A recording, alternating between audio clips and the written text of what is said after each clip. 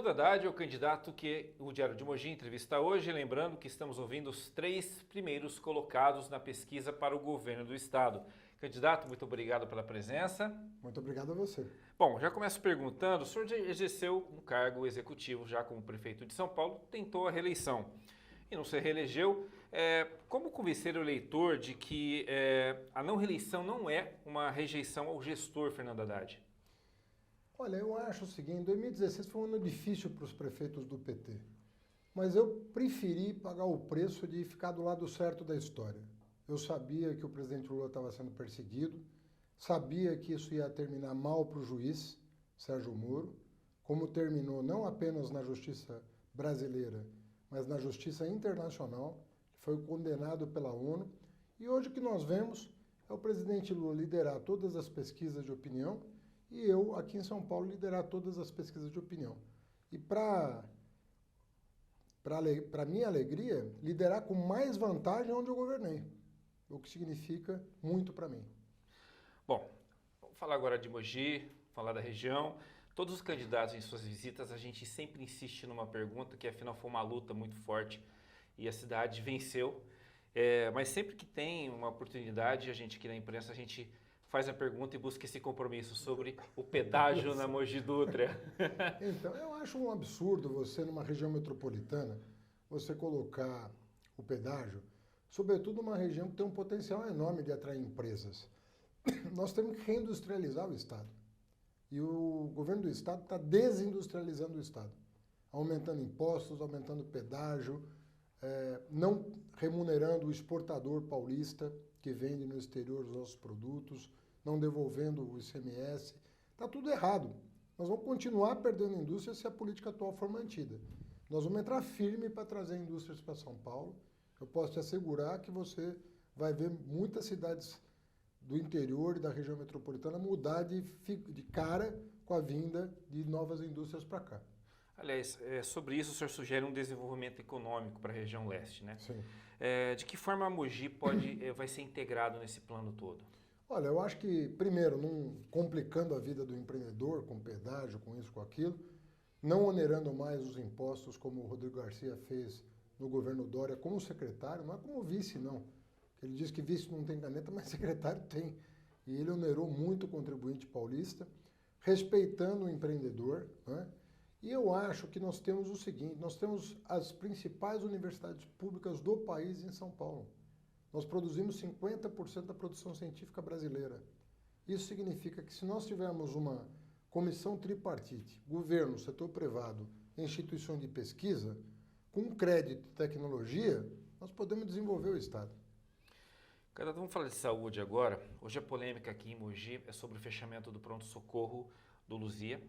Rodrigo Garcia, ele esteve aqui, inclusive, ele defende que o local deve atender mais a alta complexidade e que a demanda seja atendida pelo HC de Suzano e também ampliando o âmbito.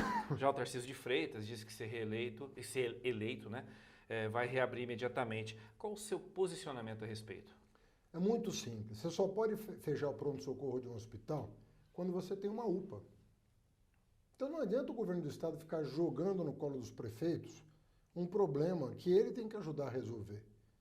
Então, fechar a porta de um hospital, só manter ele na alta complexidade, faz sentido do ponto de vista lógico se o pronto atendimento tiver resolvido. O que faz o governador? Fecha o pronto-socorro e aí estoura o problema no colo do prefeito. Isso é um tipo de relação federativa muito danosa para o SUS, porque o SUS é interfederativo, é União, Estado e municípios. E o Estado vive jogando responsabilidade nas costas dos prefeitos. Eu jamais fecharia o pronto atendimento do hospital se não tivesse pactuado com a região o pronto atendimento, possivelmente por uma UPA, que é o equipamento próprio para o pronto atendimento. Então, se o senhor eleito, o senhor reabre aqui o pronto-socorro? Ou faça uma parceria com o município para fazer uma UPA. Não tem problema fechar. O problema é não ter o pronto atendimento. Ele está acabando com o serviço. Isso ele não pode fazer. Uma coisa é reservar o hospital regional para alta complexidade. A outra coisa é não ter pronto atendimento, que é o que está acontecendo aqui. Bom, Eu queria falar agora com o senhor também de um outro ponto, uma outra questão que nós também estamos questionando os outros candidatos aqui sobre as estações de Mogi. Afinal, Mogi é muito ligada a São Paulo pelo trem. Sim, E as estações de Mogi são bem, péssimas. são péssimas, carece de infraestrutura. O senhor tem algum compromisso, o senhor pode sobre algum compromisso de modernizar as estações aqui de Mogi das Cruzes? Olha, trilho vai ser minha obsessão. Eu acredito no trilho. Rua e rodovia têm os seus limites. Para além dos limites de rua e rodovia, é trilho. Senão você não garante transporte de massa. E o Estado de São Paulo não assenta trilho. A gente já devia estar conectado a Campinas, a São José dos Campos, a Sorocaba, a Baixada Santista. Por trilho não temos. Nós já chegamos a ter 17 mil quilômetros de trilhos em São Paulo. Temos 2. De 17 mil para 2 mil.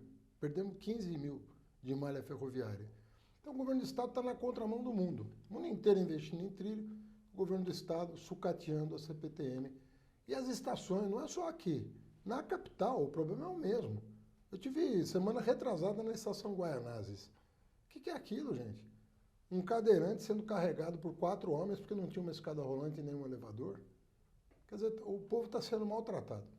Mas especificamente para Mogi, o senhor tem, o seu plano de governo contempla o que exatamente? Para as estações? Modernização da CPTM, claramente. Nós vamos... O metrô de São Paulo, como ele é só na capital, o Estado cuida um pouco, porque fica feio, né? Mas para as periferias e para a região metropolitana, ele não cuida nada. Não cuida. Inclusive, E quantos anos faz a promessa de melhorar? Quantos anos você ouve? A cada eleição, são 28 anos já que você está ouvindo que vai melhorar, que vai melhorar, vai melhorar. O que eu estou dizendo é que com a gente vai melhorar. Isso que eu estou dizendo. Depois de 28 anos, acho que a gente merece crédito. Inclusive aqui nós temos também uma outra questão, o senhor falou da sua prioridade em trilhos, que é o trem até César de Souza, que é uma reivindicação antiga também. O senhor tem algum compromisso em relação a isso? Não está no nosso plano de governo, mas tem um compromisso de estudar toda a expansão de trilho em São Paulo, nós vamos analisar. Mas não está contemplado no plano de governo, porque tem outras promessas mais antigas que não foram ainda satisfeitas. E nós vamos ter que entregar. Candidato, uma outra pergunta também comum é sobre o Rio Tietê, afinal, a nascente é aqui na região. Não, e a notícia hoje é péssima, né? Sim. E o senhor tem algum plano? Qual a sua proposta aí para... A Sabesp, veja bem, tem 2 projetos, né, dos meus adversários. Manter a Sabesp como está e o outro vender a Sabesp. Eu sou contra manter como está e sou contra vender. Qual é o meu plano? O meu plano é que a Sabesp continue nas mãos do poder público para não aumentar a conta de água, tá certo? Porque se privatizar, vai estourar a conta d'água. Mas eu acho que a Sabesp tem que fazer mais parcerias público-privadas, com o setor privado. Então é possível encontrar um meio termo entre vender e deixar como está, que é fazer mais parcerias com o setor privado. Você vai ver que nós vamos conseguir indicadores de resultado muito superiores ao que vem sendo estabelecido. Essa questão da despoluição. Passa por isso. Sim. Porque você vai poder, em vez de atuar em 370 municípios, você vai poder fazer parcerias com o setor privado, município por município, ou um conjunto de municípios consorciados. Então você sai do dilema ou tudo ou nada. Você entra para o detalhe da coisa. Qual é o melhor padrão de investimento para Mogi? Atendendo a questão da nascente e da poluição. Guarulhos, que você sabe que tem um problema parecido com Mogi. Tudo isso vai sendo ajustado de acordo com a realidade local. Eu não posso tratar um município que a Sabesp atende, que tem 30 mil habitantes no interior de São Paulo, com um município feito Mogi que tem 500. Por isso que a parceria público-privada é a solução. Porque você vai adequar a determinado município qual é a solução adequada. E não ter uma solução geral para tudo. Ou tudo estatal ou tudo privado. Não. A parceria existe para isso. E eu sou o autor da lei de parcerias público-privadas. Então eu conheço os meandros dessa lei para a gente ajustar. Cada município tem a sua vocação. Município até 50 mil habitantes é uma coisa, de 50 a 200 é outra, mais de 200 é uma terceira. Você tem que saber proceder para adequar a parceria à realidade local. Candidato, agradeço as suas respostas, os esclarecimentos, agradeço a todos vocês que nos acompanham e sucesso no resto de campanha que o senhor tem pela frente. Muito obrigado, viu? Satisfação estar aqui com você. Obrigado.